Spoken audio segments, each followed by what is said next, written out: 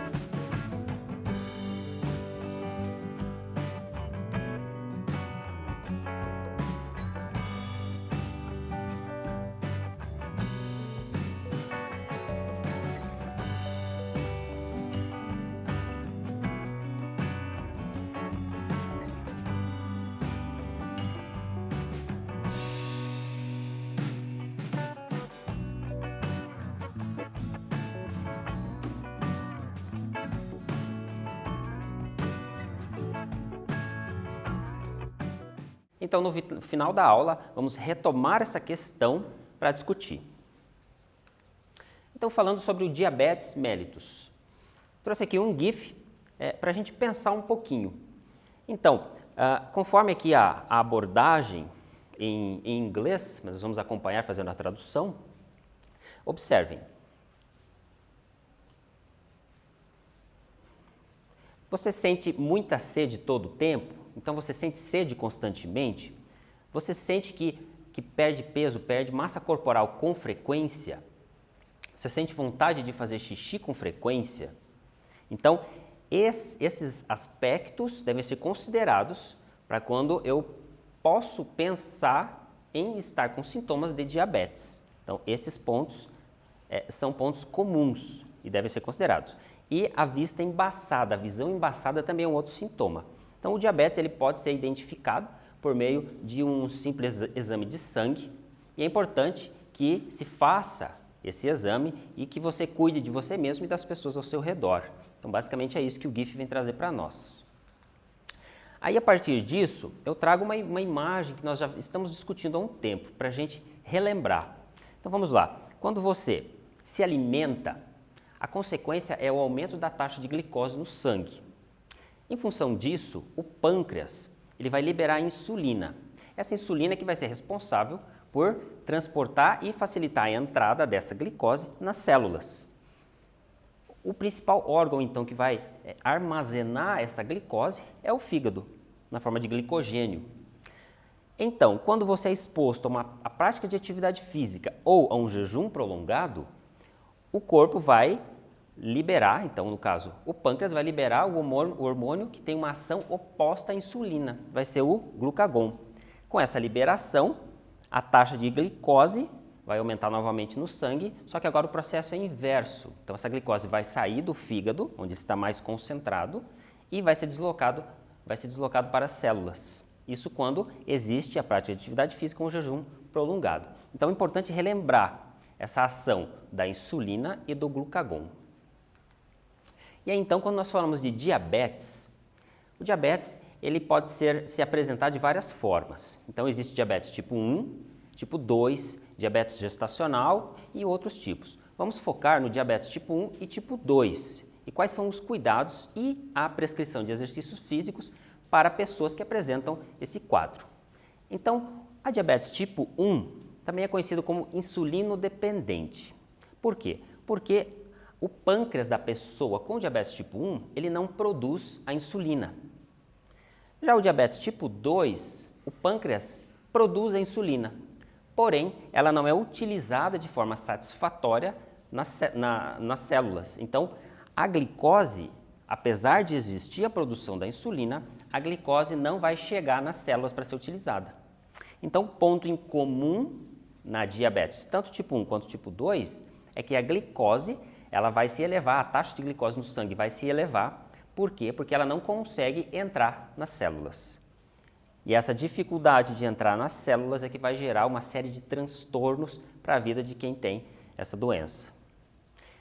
Um outro ponto importante é que de 5 a 10% aproximadamente das pessoas que têm diabetes apresentam diabetes tipo 1. Então, essa diabetes normalmente é diagnosticada na infância e na adolescência. E aproximadamente 90% das pessoas apresentam diabetes tipo 2, que está associada, conforme a imagem, à má alimentação e ao excesso de peso ou obesidade. Existem outros fatores, porém esses são os principais.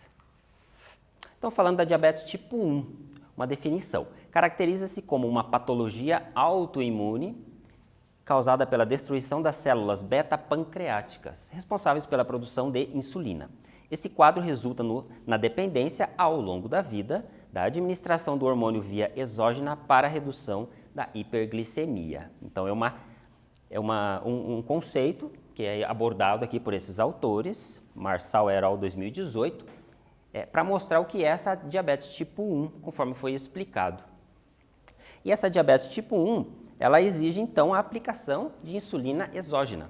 Essa aplicação é feita, conforme a imagem, no abdômen, mas também pode ocorrer nas nádegas, nos glúteos, nas coxas ou ainda na parte posterior do braço.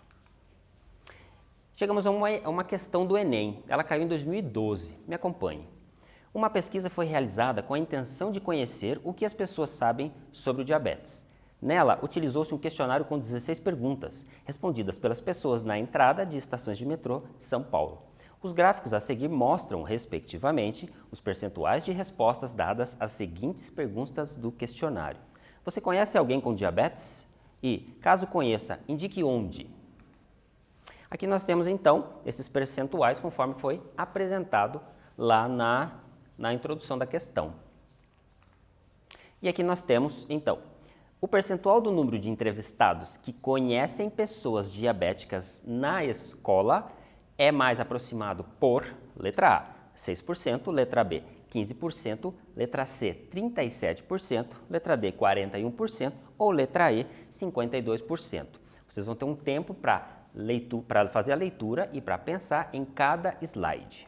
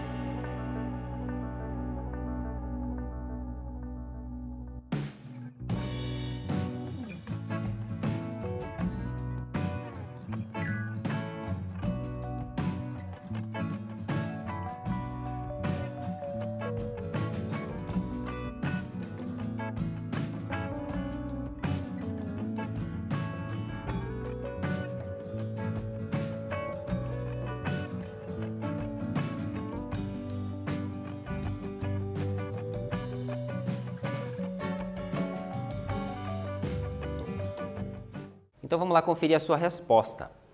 O percentual do número de entrevistados que conhecem pessoas diabéticas na escola é mais aproximado por... Então vamos retomar o slide anterior.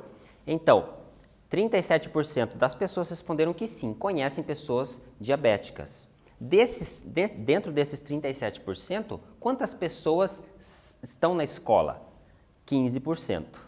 Então, fazendo a resolução, nós chegamos a aproximadamente 6%. A resposta é a letra A.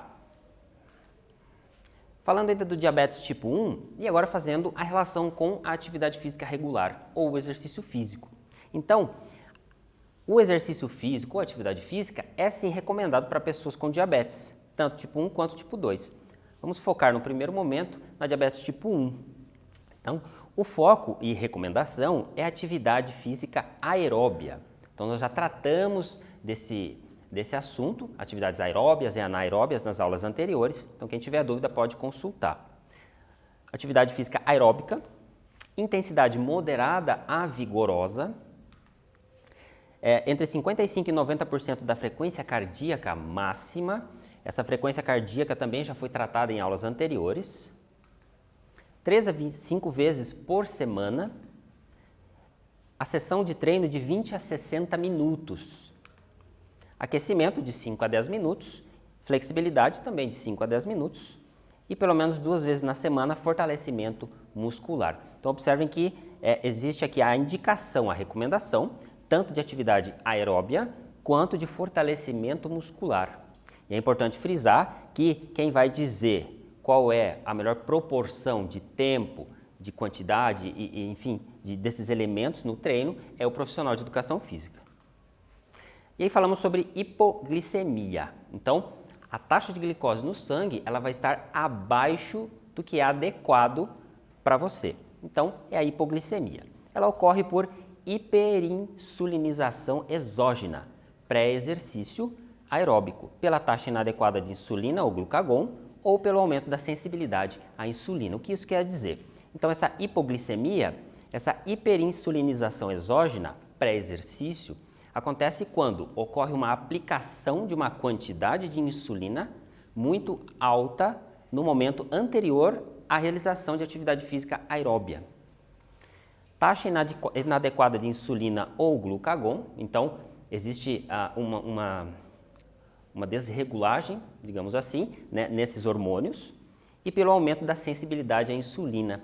Então, as células estão mais sensíveis a receber o contato com essa insulina e permitir a entrada da glicose na célula. Então, é uma sensibilidade aumentada. Isso tudo pode levar à hipoglicemia.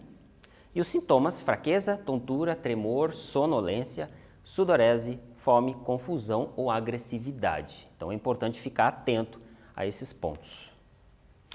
Falando ainda da hipoglicemia. Como evitar a hipoglicemia durante uma atividade física? Reposição de carboidratos. Então essa reposição ela pode ser importante, mas tem que se tomar cuidado. Atividades de intensidade leve, então de 30 a 60 minutos, reposição de carboidrato deve ser feita de acordo com a glicemia sanguínea pré e pós-exercício. Esse acompanhamento é importante ser feito por um médico e também pelo profissional de educação física. É importante que eles conversem nesse sentido. Atividades de intensidade moderada ou alta, então com duração igual ou superior a 60 minutos, a reposição de carboidratos pode ser necessária antes, durante e após. Então, reforçando, o médico é que vai dizer e vai poder te ajudar a perceber isso e fazer essa reposição, se necessário. Neste caso, deve-se repor de 1 a 1,5 gramas de carboidrato por quilograma de peso corporal e por hora de atividade física e verificar a glicemia sempre antes de oferecer o carboidrato. Redução da dose de insulina. Então, pode ocorrer a redução da dose de insulina, mas isso deve ser feito pelo médico e com acompanhamento. Nunca deve ser pensado de forma somente pela própria pessoa. Melhorias. Então, quando falamos da prática de atividade física ou exercício físico por pessoas com diabetes tipo 1, ela aumenta a aptidão cardiorrespiratória, diminui a necessidade de insulina, então tem pesquisas mostrando que isso ocorre, melhora a função endotelial, diminui o colesterol sérico e aumenta a saúde vascular, juntamente com melhorias na composição corporal e qualidade de vida. Então observem que vários pontos que estão nesse slide nós já estamos tratando já durante as aulas. Diabetes tipo 2. Então nós falamos até o momento a relação dos exercícios com a diabetes tipo 1. Agora vamos abordar a diabetes tipo 2. Falamos então que na tipo 2 a insulina é produzida, muitas vezes de forma irregular, mas ela é produzida, porém a glicose não consegue chegar e entrar nas células. Então a diabetes tipo 2 é caracterizada pela incapacidade da insulina exercer normalmente suas funções. Aqui na imagem nós temos os equipamentos que são utilizados para mensurar essa taxa de glicose no sangue. A inibição da ação da insulina leva ao desenvolvimento de resistência à insulina e diabetes mellitus tipo 2, podendo ser ocasionada pela adiposidade central. Fazemos uma relação aqui com o excesso de peso e a obesidade, estando associado ao aumento dos níveis de triglicérides, baixas concentrações de lipoproteína de alta densidade, o HDL, é conhecido popularmente como o colesterol dito bom, e pressão arterial aumentada. Uma questão do Enem de 2015, me acompanhe. Obesidade causa doença. A obesidade tornou-se uma epidemia global, segundo a Organização Mundial da Saúde, ligada à Organização das Nações Unidas. O problema vem atingindo um número cada vez maior de pessoas em todo o mundo. E entre as principais causas desse crescimento estão o modo de vida sedentário e a má alimentação. Segundo um médico especialista em cirurgia de redução de estômago, a taxa de mortalidade entre homens obesos de 25 a 40 anos é 12 vezes maior quando comparada à taxa de mortalidade entre indivíduos com peso normal. O excesso de peso e de gordura no corpo desencadeia e piora problemas de saúde que poderiam ser evitados. Em alguns casos, a boa notícia é que a perda de peso leva à cura, como no caso da asma. Mas em outros, como o infarto, não há solução.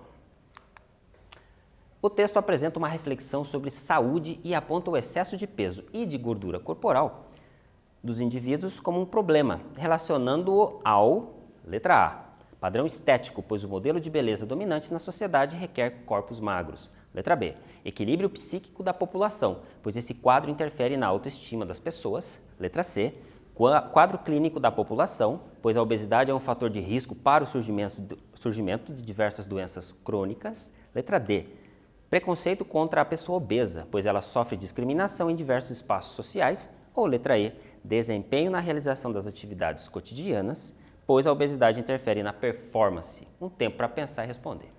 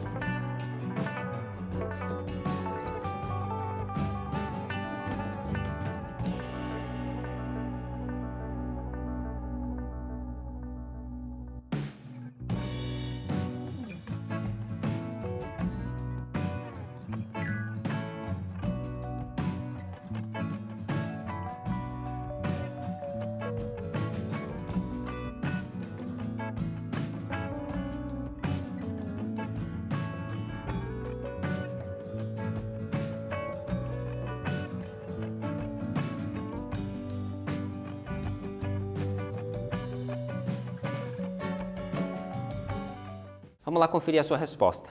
A letra mais adequada é a letra C, quadro clínico da população, pois a obesidade é um fator de risco para o surgimento de diversas doenças crônicas. Falando ainda então da diabetes tipo 2 e a relação com o exercício físico. Então, quais são as melhorias possíveis? Então, de acordo com o American Diabetes Association, que é uma das instituições respeitadas no mundo em relação ao diabetes, nós temos também a Associação Brasileira de Diabetes, os exercícios físicos são considerados um tratamento não farmacológico. O condicionamento físico é fundamental no gerenciamento da diabetes tipo 2. Você não precisa se tornar um ultramaratonista, então esse ponto é importantíssimo. É importante que você faça exercício físico, mas não precisa se tornar um atleta de alto nível. Comece devagar com uma caminhada ou voltas de bicicleta. Então essa é a orientação inicial, sempre devagar, e você vai aumentando a intensidade, o volume de treino aos poucos. E a chave é fazer atividades que você goste e com frequência.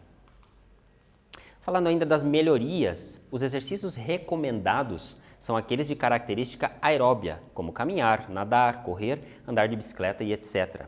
Só lembrando, característica aeróbia, então nós temos atividades com intensidade abaixo da intensidade máxima. Então você não vai fazer esse exercício no seu limite, é abaixo disso.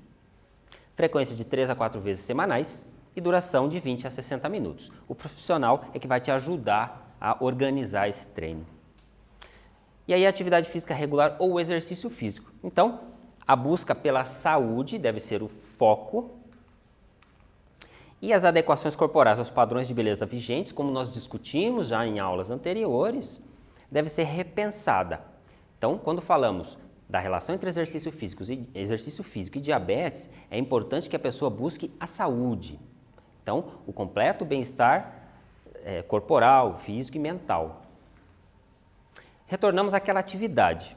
A prática regular de atividade física é indicada para diabéticos? Se sim, de que forma? Se não, por quê? Então agora, de acordo com o que foi falado aqui na aula, vocês vão responder novamente.